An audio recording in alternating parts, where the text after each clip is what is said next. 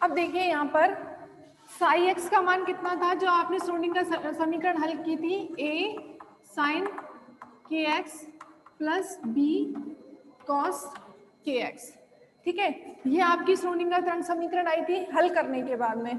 अब देखो यहाँ पर जैसे एक बार या तो b इक्वल्स टू 0 हो सकता है और a इक्वल्स टू 0। ठीक है, दोनों ही पॉसिबिलिटी हैं, तो आप a और b दोनों को एक साथ 0 नहीं ले सकते। क्यों नहीं ले सकते? यदि आपने a और b दोनों को एक साथ 0 ले लिया, इसका मतलब क्या है, साई x का मान 0 हो जाएगा, जो कि संभव ही नहीं है, क्योंकि हमने ये साई x किस रीजन में निकाला है, x माइनस a से प्लस a वाले रीजन में हमने साई x का मान निकाला है। तो इन दोनों का मान हम एक साथ 0 नहीं ले सकते। a इक्वल्स टू 0 और b इक्वल्स टू 0 दोनों एक साथ नहीं हो सकते, क्योंकि ऐसा करने पर हमारा साई x का मान 0 हो जाएगा, जबकि साई x का मान यहाँ पर कैसा होता है, परिमित होता है। क्यों होता है? क्योंकि यहाँ पर कण है, जब कण है तो यहाँ पर साई x का मान कैसा होगा, नॉट इक्वल्स टू 0 या परिमित मान होगा। ठीक है, तो दोनों को एक साथ 0 नहीं ले सकते। दूसरी बात कि कॉस के a का मान और साइन के ये दोनों मान भी एक साथ 0 नहीं हो सकते, क्योंकि आपको पता है साइन 0 कब होता है, जब साइन 0 इक्वल्स टू 0 होता है, जबकि कॉस 90 इक्वल्स टू 0 होता है। तो कॉस और साइन के मान भी एक साथ 0 नहीं हो सकते। तो आपको लिखना है, चूंकि a और b के मान एक साथ शून्य नहीं हो सकते, क्योंकि ऐसा लेने पर हमारा साई x का मान शून्य हो जाएगा, जो कि संभव नहीं है।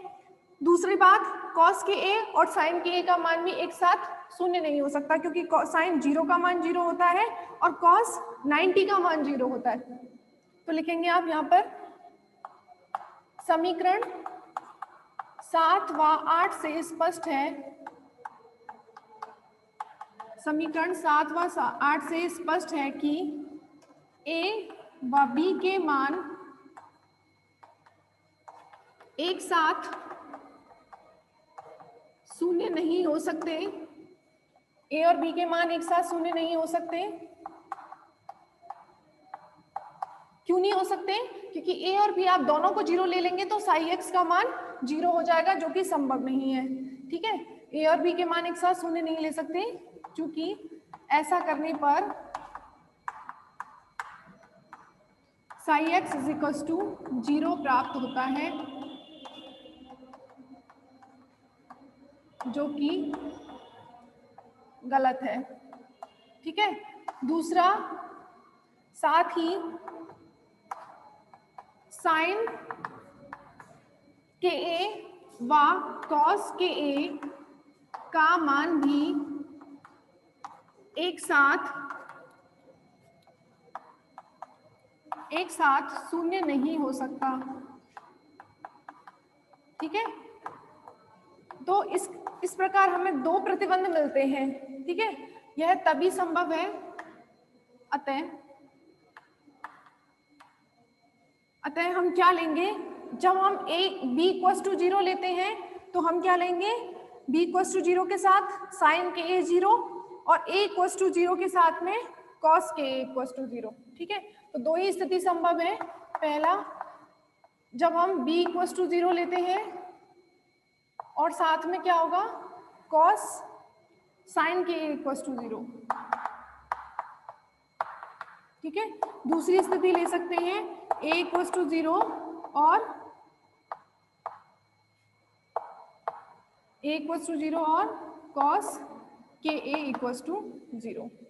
ठीक है, तो b इक्वल्स टू 0 के साथ में साइन के a इक्वल्स टू 0 और a इक्वल्स टू 0 के साथ में कॉस के a इक्वल्स टू 0, दो स्थिति ले सकते हैं हम। ठीक है,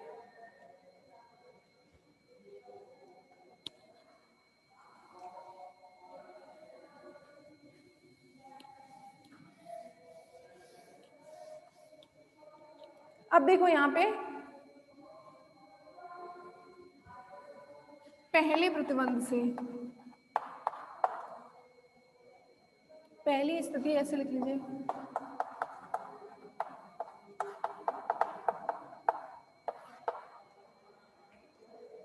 इसमें देखो आपने क्या लिया है, b इक्वल्स टू 0 और साइन के a इक्वल्स टू 0।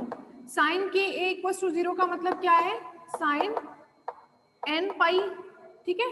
साइन के ए 0 कब होगा? जब साइन एन पाई होगा। और इसको क्या लिख सकते हैं फिर? के ए किसके बराबर हो जाएगा? एन पाई के बराबर। के ए किसके बराबर है? एन पाई के बराबर। यहाँ से के इक्वल टू कितना आ जाएगा? एन पाई बाई ए, ठीक है। और इस यहाँ पर एन कितना है? 0 1 2 3, कोई भी पूर्णांक संख्या हो सकती है। तो देखिए b इक्वल टू 0 ले रहा है और k का वैल्यू इतना रखना है, तो साई एक्स कितना आ जाएगा? साई एक्स में b इक्वल टू 0 रखिए, b इक्वल टू 0 रख देंगे तो ये वाली टर्म तो हटी गई। अब यहाँ पर बचा a साइन k का वैल्यू कितना आ रहा है? N pi by A X, ठीक है। तो देखिए पहली वाली दो स्थिति संभव हो सकती है, b का मान 0 लें और साइन के a का मान 0 लें एक साथ, और a इक्वल टू 0 और cos के इक्वल टू 0। तो हम पहली स्थिति लेके चल रहे हैं, हमने क्या लिखा? b इक्वल टू 0, तो b इक्वल टू 0 रखते हैं तो तरंग फलन साई x कितना बचेगा? a साइन के x, ठीक है। a साइन के x बचेगा, जिसमें से भी साइन के a को 0 रखने पर यहाँ से हमारा k का मान कितना आ रहा है? एन पाई बाई ए। इसके बाद ऐसा लिख लीजिए b इक्वल टू 0 रखने पर साई x कितना मिलता है? b इक्वल टू 0 रखने पर साई एक्स कितना मिलता है? a साइन के एक्स, ठीक है। साथ में दूसरा क्या है? साइन के ए 0 रखने पर k का वैल्यू और आ गया एन पाई बाई ए, तो यहाँ पर आप a साइन k का वैल्यू और रख दीजिए N pi by A X, ठीक है। तो ये समीकरण आ गई आपकी a। उसके बाद में अब देखिए यहाँ पर अभी भी कांस्टेंट a का मान रह गया है। इस कांस्टेंट a का मान निकालने के लिए हम क्या करेंगे? जैसा आपने एक दिन में विभक्त बॉक्स में पढ़ा था, क्या लिखना है यहाँ पर? प्रसामान्यीकृत प्रतिबंध से, प्रसामान्यीकृत प्रतिबंध से हम क्या करेंगे? यहाँ पर a का मान निकालेंगे, ठीक है। तो एक साथ निकाल लीजिए, भले ही चाहे बाद में दोनों का एक साथ निकाल लेंगे, चलो एक साथ ही निकाल लीजिए। अभी हमने सिर्फ पहली स्थिति ली है, ठीक है। अभी दूसरी स्थिति अभी बाकी है। पहली स्थिति ली है जिसमें b इक्वल टू 0 रखा, साई x का मान इतना आ गया, फिर साइन k इक्वल टू 0 रखा, जहां से k का मान इतना आया वो k का मान मैंने यहाँ पर रख दिया। अब हमें a का मान निकालने के लिए क्या करना होता है? प्रसामान्यीकृत प्रतिबंध से। प्रसामान्यीकृत प्रतिबंध क्या बताया था? प्रसामान्यीकृत प्रतिबंध क्या होता है? साई x के मॉड का स्क्वायर dx इक्वल टू कितना होता है? 1 होता है। तो इसके मॉड का स्क्वायर करना है हमें, ठीक है। तो यहाँ पर इसके मॉड का स्क्वायर करने का मतलब क्या हो गया? a के मॉड का स्क्वायर, और यहाँ पर कितना हो जाएगा? Sine square N pi x by a, ठीक है। वैसे साई मॉड स्क्वायर का मतलब क्या होता है? साई स्टार होता है, ठीक है। लेकिन यहाँ पर कोई आयोटा है ही नहीं, तो क्या हो जाएगा? सीधा, क्योंकि वास्तविक राशि है इसलिए आपको साई स्क्वायर लिखना है बस, ठीक है। तो इसको मैं यहीं लिख देती हूँ, कितना आएगा? मॉड ए स्क्वायर। अब देखिए लिमिट क्या लगाएंगे? वो जो आपका एक बिंदु विभव बॉक्स था 0 से a में, तो हमने लिमिट लगाई थी 0 से a। यहाँ पर हमारा सममित विभव बॉक्स है -a से a के बीच में, तो प्रसामान्यीकृत प्रतिबंध कहाँ से कहाँ तक होगा? -a से a के बीच में, ठीक है। तो स्क्वायर कर दिया -a से a, यहाँ पर आएगा sine square N pi x by A dx, ठीक है, इक्वल्स टू 1। अब इसको हल करेंगे और मॉड ए का मान निकालेंगे। एक बार स्क्रीन लाना, कोई कमेंट तो नहीं है कुछ? यहाँ तक समझ में आ रहा है सब? स्थिति सेकंड अभी बाकी है ना, इसको अभी बाद में देखेंगे। a इक्वल्स टू 0 और cos k इक्वल्स टू 0, पहली स्थिति ही ली अभी हमने। अब देखिए यहाँ पर इसका मान निकालना है, मॉड a स्क्वायर -a से a sine square N pi X जो है उसको मैं क्या लिख सकती हूँ? 1 minus cos 2x upon 2 dx। Sine square को x को क्या लिख सकते हैं? 1 माइनस कॉस 2x अपॉन 2, ठीक है। अब इसको हल कर सकते हैं ना आप लोग? कितना आएगा? इसका इंटीग्रेशन में साइन आएगा, फिर उसमें वो 0 हो जाती है वो टर्म, तो कुछ याद हो तो तुम्हें बिल्कुल वैसे ही करना है। चलो कर ही लो आप। 2 कॉमन यहाँ पर आ गया। उसके बाद में 1 का इंटीग्रेशन क्या होगा? 1 का इंटीग्रेशन x के रेस्पेक्ट में ये हो जाएगा x माइनस कॉस का कितना होता है? कॉस का इंटीग्रेशन साइन होता है, तो sine 2 N pi x upon a। अब इसका करेंगे, कितना हो जाएगा? 2n पाई बाई a, ठीक है। उसके बाद में आप लिमिट लगा दो -a से a के बीच में, तो इक्वल्स टू 1 है। उसके बाद में क्या आ जाएगा, मॉड a स्क्वायर। अब यहाँ पर देखिए क्या आता है, अपॉन 2 तो है ही, a पर अपर लिमिट लगाएंगे माइनस लोअर लिमिट, तो कितना आएगा a माइनस, फिर लोअर लिमिट लगाएंगे -a, तो कितना हो जाएगा, ये 2a हो जाएगा कि नहीं। यहाँ पर भी अपर लिमिट लगाओ फिर लोअर लिमिट लगाओ। अब देखो ध्यान से देख लो, एक ही बार में अपर लिमिट लगाएंगे तो यहाँ पर x की जगह पर क्या आएगा, a आएगा, a से a कैंसिल हो जाएगा। साइन 2n पाई का वैल्यू कितना होता है, 0 होता है। फिर आप -a लिमिट लगाएंगे, -a लिमिट में क्या होगा, यहाँ पर आप माइनस रखेंगे, ठीक है, माइनस रखेंगे, माइनस बाहर आ जाएगा क्योंकि साइन माइनस एक्स कितना होता है, माइनस साइन एक्स, तो यहाँ पर प्लस हो जाएगा, कोई फर्क नहीं पड़ता उससे। अब a से a फिर भी कैंसिल होगा और साइन 2n पाई का वैल्यू भी फिर से 0 हो जाएगा। तो ओवरऑल इसमें आप जब a और -a कुछ भी रखेंगे तो साइन 2n पाई आता है और साइन 2n पाई की वैल्यू क्या होती है, 0 होती है। तो सिर्फ यहीं पर लिमिट लगेगी, upper limit minus lower limit, तो माइनस माइनस करके वो क्या हो जाएगा, प्लस, इक्वल्स टू कितना आ जाएगा, 1। ठीक है, तो अब देखिए यहाँ पर कितना हो जाएगा, 2a में एक 2 से 2 कैंसिल हो जाएगा, तो क्या बचेगा, mod a square a equals to 1, क्योंकि a प्लस a कितना हुआ, 2a में से 2 से 2 कैंसिल हो गया, कितना बचा, सिर्फ a बचेगा। यहाँ से मॉड a कितना हो जाएगा, मॉड a स्क्वायर, a इधर चला गया, 1/a, फिर आप इसका रूट लेंगे तो कितना आ जाएगा a का वैल्यू, रूट 1/a। ठीक है, अब इस इंटीग्रेशन में तो मुझे नहीं लगता तुम्हें कोई दिक्कत होगी, सब होशियार हैं तुम लोग, फिर भी यदि कोई दिक्कत हो तो पूछ लेना। ठीक है, तो यहाँ पर साई एक्स इजिकल टू कितना आ गया आपका, ए का ही वैल्यू निकालना था हमें प्रसामान्यीकृत प्रतिबंध से, और हमें ए का वैल्यू मिल गया, कितना आ रहा है, रूट 1/a। ठीक है, root 1/a sine n pi x by a। ठीक है, तो एक पहला एक तरंग फलन आ गया, psi X is equal to root 1/a sine n pi x upon a। ठीक है, अब हमें क्या करना है, दूसरी स्थिति लेनी है। दूसरी स्थिति क्या थी, जिसमें क्या था, दूसरी स्थिति में क्या था, a इक्वल्स टू 0 के साथ में क्या हो सकता है, cos के a इक्वल्स टू 0। ठीक है, पहली स्थिति में b इक्वल्स टू 0 और लिया था साइन के a इक्वल्स टू 0, दूसरी स्थिति में a इक्वल्स टू 0 के साथ में cos के a 0।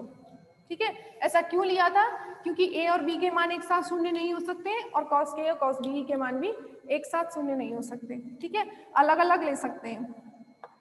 अब देखिए तरंग फलन साई एक्स में, ये आपका तरंग फलन था साई एक्स, a साइन के एक्स प्लस b cos के एक्स, यही था।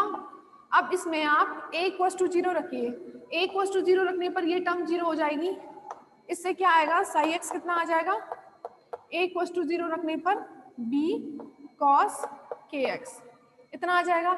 उसके बाद में दूसरा क्या है, cos के a इक्वल्स टू 0 रखना है, cos के a इक्वल्स टू 0 का मतलब क्या हो गया, cos का मान 0 कब होता है, जब कितना हो, π/2 का वैल्यू 0 होता है ना, तो आप ऐसा लिख सकते हैं n डैश π/2। ठीक है, जहां पर n डैश का वैल्यू कितना होना चाहिए, n डैश का वैल्यू कितना होना चाहिए, n डैश का वैल्यू आप π/2 क्योंकि 1 ले सकते हैं। उसके बाद यदि आपने n डैश इजिकल टू 2 लिया, ठीक है, तो 2 लेने पर 2 से 2 कैंसिल हो जाएगा और cos पाई का वैल्यू कितना आएगा, -1, लेकिन हमें कितना के बराबर लेना है, 0 के बराबर। 0 कब आएगा, जब π/2 हो, 3π/2 हो, 5π/2 हो, तब क्या आएगा, 0 आएगा। तो हम यहाँ पर क्या लेंगे, n के विषम मानों के लिए। ठीक है, ये था n के सम मानों के लिए, ये n के विषम मानों के लिए। ठीक है, तो n डैश ले लिया, इसीलिए मैंने यहाँ पर ये n लिया था 135। उसके बाद में देखिए यहाँ पर a इक्वल्स टू 0 रखने पर साई एक्स इतना आ गया। उसके बाद में फिर आपने cos के a को 0 रखा, तो यहाँ से के a का वैल्यू कितना आ रहा है, n डैश π/a, और k का वैल्यू कितना आ जाएगा, एंड एस, ये 2 आएगा, एंड एस पाई बाई 2, और k का वैल्यू कितना आ जाएगा, and S pi by 2a। ठीक है, तो अब ये k का मान आप साई x में रख दीजिए, तो कितना आएगा, psi x is equal to b cos and S pi by a to a। तो यहाँ से साई x का मान आ जाएगा, साई x का मान आ जाएगा b cos and S pi by 2ax। ठीक है, ये आपकी समीकरण आ गई, दूसरी बी नंबर की समीकरण। ठीक है, तो आपकी पहली स्थिति हो गई एक। अब दूसरी स्थिति के लिए जैसे आपने a का मान निकाला था प्रसामान्यीकृत प्रतिबंध से, अब वैसे ही हम b का मान निकालेंगे प्रसामान्यीकृत प्रतिबंध से। ठीक है, तो अब b का मान निकालते हैं, टाइम है अभी, चलो करवा देते हैं। इसमें सेम तरीके से यहाँ पर सिर्फ क्या आएगा, मॉड बी स्क्वायर, अच्छा चलो अलग ही आएगा।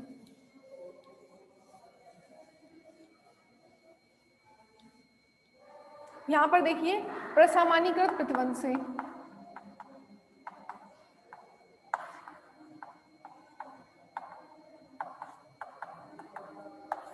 b का मान निकालेंगे तो प्रसामान्यीकृत प्रतिबंध क्या होता है, साई x के मॉड का स्क्वायर, परिसीमा क्या है -a से a dx is equal to 1। तो आप साई x का स्क्वायर कर दीजिए, इसका कितना है -a से a मॉड b का square cos square and S pi by 2a dx equal to 1।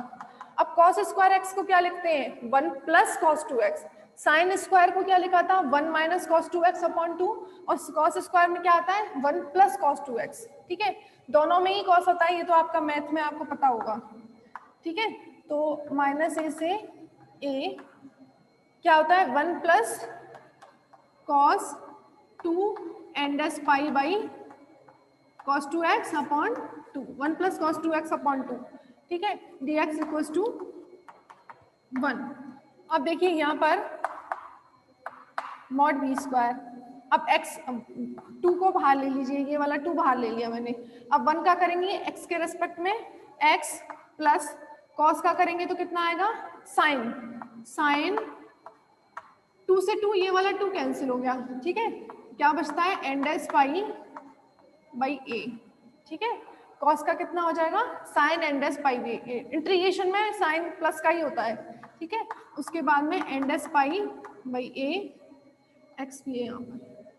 ठीक है, उसके बाद में -a से a लिमिट लगा दो, और इक्वल्स टू कितना है, 1 प्रसामान्यीकृत प्रतिबंध। उसके बाद में क्या लिखेंगे, यहाँ पर फिर से लिमिट लगाओ, कितना आता है, a upper limit minus lower limit -a, तो a प्लस a हो जाएगा, कितना हो जाएगा, a प्लस a 2a हो जाएगा, यहाँ पर 2a आएगा, यहाँ पर फिर से 0 हो जाएगा। देखो कैसे, क्योंकि आप यहाँ पर a रखते हैं तो a से a cancel, sine and S pi का वैल्यू 0, साइन एंड पाई का वैल्यू 0 ही तो होता है। फिर एंड एस क्या है, आपके ऑड नंबर्स हैं, तो साइन पाई, साइन 3 पाई, साइन 5 पाई, इनका वैल्यू भी तो 0 ही होता है। माइनस लेंगे तो भी साइन -3 पाई, साइन -5 पाई, सबका वैल्यू क्या होता है, 0 होता है। तो ये इसमें आप अपर लिमिट रखें या लोअर लिमिट रखें, साइन पाई आ रहा है तो उसका वैल्यू क्या हो जाएगा, 0। ठीक है, मॉड बी स्क्वायर अपॉन 2, तो यहाँ से 2 से 2 कैंसिल हो गया, इक्वल्स टू 1। तो मॉड बी का वैल्यू भी आपका जितना a का आ रहा था उतना ही आएगा। ठीक है, आपने क्या किया, मॉड बी स्क्वायर 2 से 2 कैंसिल किया, यहाँ पर a बचा, इक्वल्स टू 1, इस a को आप इधर ले गए, उसके बाद स्क्वायर है तो रूट लेंगे तो क्या आ जाएगा, 1/a रूट। तो जितना आपका मॉड a का वैल्यू आया था प्रसामान्यीकृत से, उतना ही मॉड b का वैल्यू आ रहा है। ठीक है, तो उसके बाद में अब देखिए साई x कितना हो जाएगा, b का वैल्यू रख दीजिए इसमें, b का वैल्यू रखने पर root 1/a cos and S pi x by a, और यहाँ पर n का मान क्या है, एंड एस का मान हमने क्या लिया है, 1 3, यहाँ पर एंड एस आ रहा है, इस चीज को ध्यान रखेंगे, एंड एस क्या है, ऑड इंटीजर्स। ठीक है, ये आ गया। और पहला वाला क्या आया था, साई x का मान जो हम पहली स्थिति से निकाला था, उसमें भी ये तो रूट 1/a ही आया था, यहाँ पर क्या था, sine n pi x upon a, और यहाँ पर n का वैल्यू था इवन नंबर्स 2 4 6। ठीक है, इस तरीके से आपके इस विभव कूप में, अनंत विभव कूप में जब कण होता है तो कण के लिए दो तरंग फलन है, सममित मानों के लिए अलग है और असममित मानों n के सम मानों के लिए अलग तरंग फलन आता है और n के विषम मानों के लिए अलग तरंग फलन आता है। ठीक है, तो इतना आपको समझ में आ गया होगा। ये दो तरंग फलन आ गए। ठीक है, इससे आगे ये तो आपके तरंग फलन आ गए। ठीक है, अब क्या निकालेंगे, ऊर्जा आएगी इन मान।